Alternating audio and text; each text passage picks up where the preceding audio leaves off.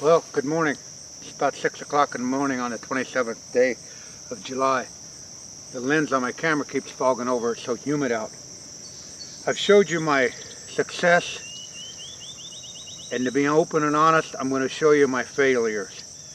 The power plant didn't happen, and you can see it's so humid out right now that the lens is fogging over. So let me get back to the camera. There's one lonely sunflower right there. This whole strip down through here, for some reason, didn't germinate with my power plant. I got a lot of weeds in it. Power plant is what I call sort of a dirty annual anyway, because it's going to bring a lot of weeds in it. But I never expected, I have no sorghum in there or no sunflowers, and I'm starting to get a good crop of velvet leaf. So things that happened that was out of my control. So it's not a guarantee, even when you do everything right and use the top seed, it's still farming. And lucky we ain't making a livelihood off of this, because we'd be in a big hurt if that was the case. But I'd rather be up front with you and let you know that just because you've seen some of my successes, this is one of my failures, if you can call it that. But I'm going to turn a failure into a positive by coming in here and tearing this out and putting a fall late season annual in here with the winter greens or tall tine tubers or possibly pure attraction. But I have no idea why that power plant didn't germinate. But like I said, it is what it is, and we'll move on from there. So don't think just because I got some equipment and a little bit of this and that I have any leg up on most of you, because I don't, because it's still growing things, and the good man up there doesn't want it to happen. It's not going to happen. And but it did give me abundance of weeds in here, so we'll have to suck it up and figure out something else to do. And you can see the humidity out here. It's going to be a scorcher today. Yeah, this area behind me, it would have been the third year for a power plant. It takes a lot of nitrogen, and I put a lot of urea and fertilizer back here. But it grew a good crop of foxtail, as you can see. So you were right along with me on my successes, and you're right along here with me on my failures. Now, I don't know if a lot of guys would put their failures out there, but I do, because it's a learning curve for you and I. So this is the real deal. I spent money in here, but it didn't happen, and that's real world. It's not always going to happen. But what we're going to do is, like I said, we got an alternative plan. We'll spray this down, and because it's just a spring summer annual anyway, it has no drawing power in the fall, or very little. So what we'll do is, like I said, reload, regroup, and put a fall late season annual in this area, which will actually have more drawing power. And but I just want to emphasize, no matter how much equipment you got or how much knowledge you think you have, stuff can still go south on you. But don't let that get you down. You just got to improvise, simplify, and move on. Yeah, I'd like to have that power plant 6 foot tall with those big heads of sunflowers. But this year, the soil, the climate didn't give it to me. Down there in southern Iowa has been a real trying year for some farmers. Some farmers' fields are just left fallow because of the rains and they couldn't get in. So I'm lucky I'm not trying to make a living off of this. So keep it in perspective and move on, suck it up. It's just like missing a big buck.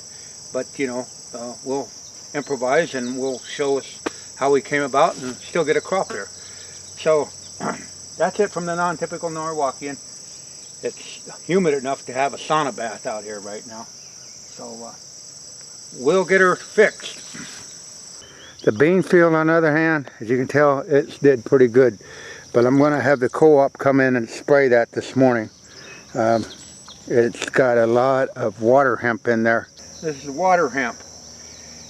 And it almost becomes Roundup resistant That's why I got to go outside the loop and get the co-op to come in and spray with a different herbicide.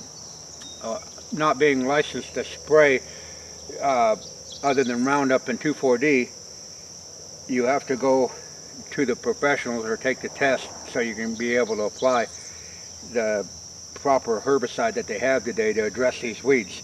Now, this weed is capable of making 1 million seed, and the culprit, what makes that do that, is the shallow tillage. When you only disc it like we did, it doesn't bury that seed, and it's just like seeding it with water hemp. People down in Missouri ran into it, where the farmers have done it in ag process, and they have the same problem. 7-8 years of soybeans,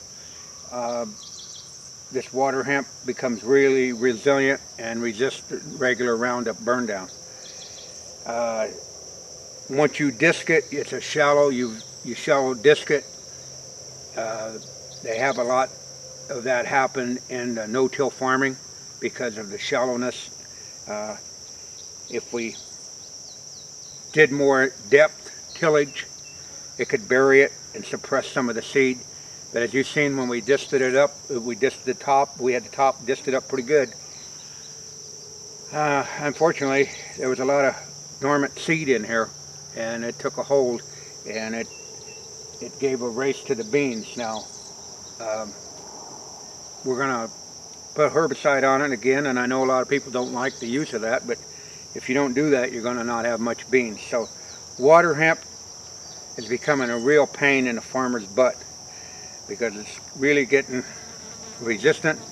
And then they got a super water hemp, Palmer amaranths, and that'll grow 5 to 6 feet tall.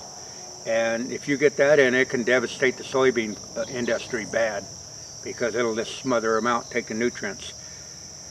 So you got to be an agronomist, a farmer, a scientist, and everything other than just a deer hunter. You know, and that's what's nice about being out in land management. It makes you more connected with the soil that you're walking on.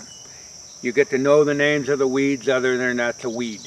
And so you will get educated along the path as you go about your food plotting, and that's a good thing, even though you have some results like this. But we're going to do what we can do to correct it and go from there.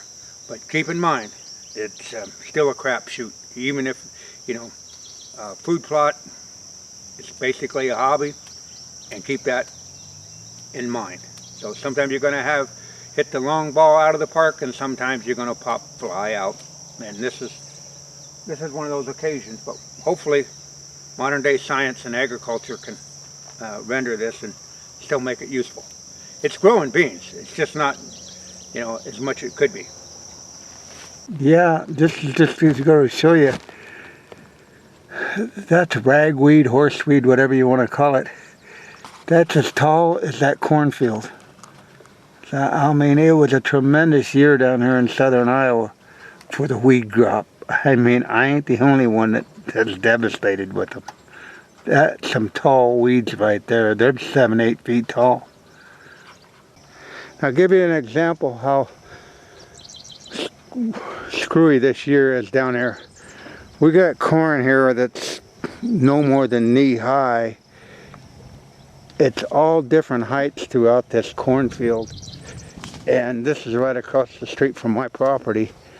And it was just a, well, different kind of germination this year. And you get on out here, you'll see this is basically weed free. You can see that because of the herbicide that they put on. But as you look across the corn, it's all different heights. It's not a very good stand of corn. Some is starting to show tassel, and it's just so ununiform.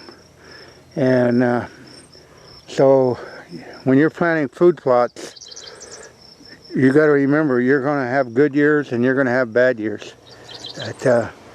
Like I say, you can go through this cornfield here, and the corn goes from 2 feet high to probably 5 feet high. It's just so sporadic. And it's been a tough growing season down here in southern Iowa because of the rain events that have been coming and going. And you can look down here, you can see how heavy the erosion's been through here. So it's just not my field. That didn't quite make it right. Lately, you're over in here and this corn is not going to make corn, period. You know, on 27th day of July, it's just not going to happen. That's just things you have to get used to when you grow stuff.